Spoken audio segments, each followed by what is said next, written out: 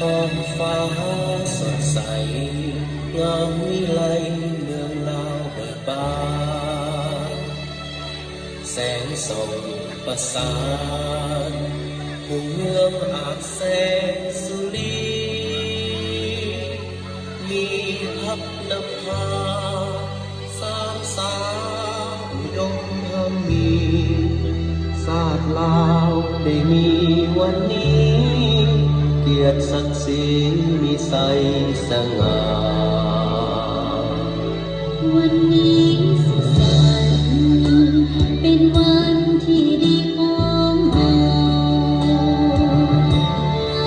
ทุกคนเขาร่วมใจ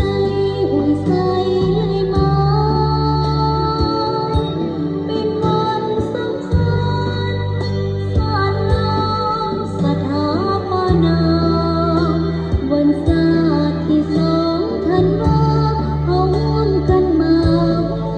สลองใส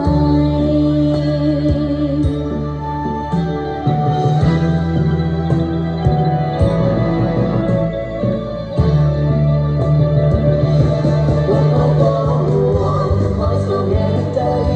ในวันยิ่งใหญ่ของวันสาวลาวขอให้มันคงยืนยงตลอดยืนยาวพวกเราสาวลาวจะเสริญสู่ตลอดไปตลาดประเทศตาเมืองสดสีแผ่นดินนี้เป็นของเราทุกคนร่วมกันสร้างสรรค์พัฒนาประเทศชาติของตน2 วันประวัติศาสตร์ยิ่งยงขอให้มันคง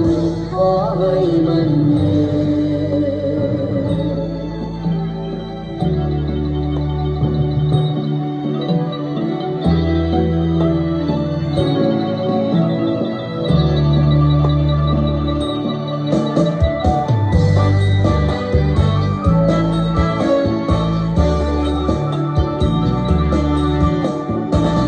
วันนี้สุขสันต์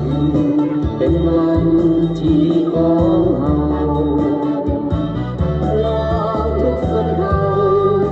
ร่วมใจปล่อยใสเลยมา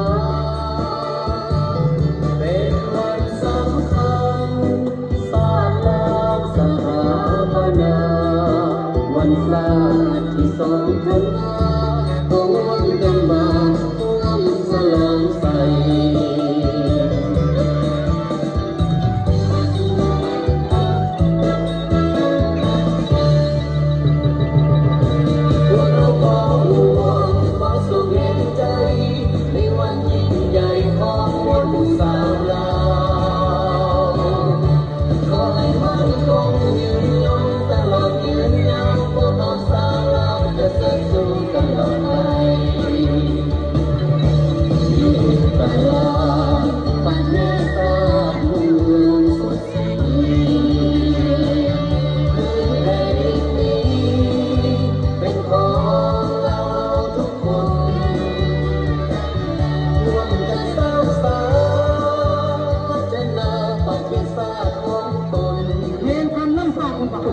มันเป็นนังเครื่องเบาเล่าลื่นของปันคนเฮาที่มา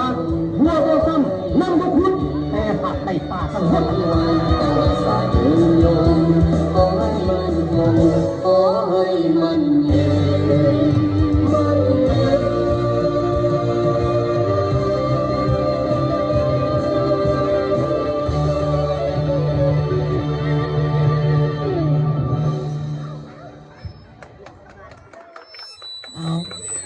ให้น้องๆนักเรียนเนาะยืนเรียนแถวถ่ายรูปรวมกันก่อนเนาะ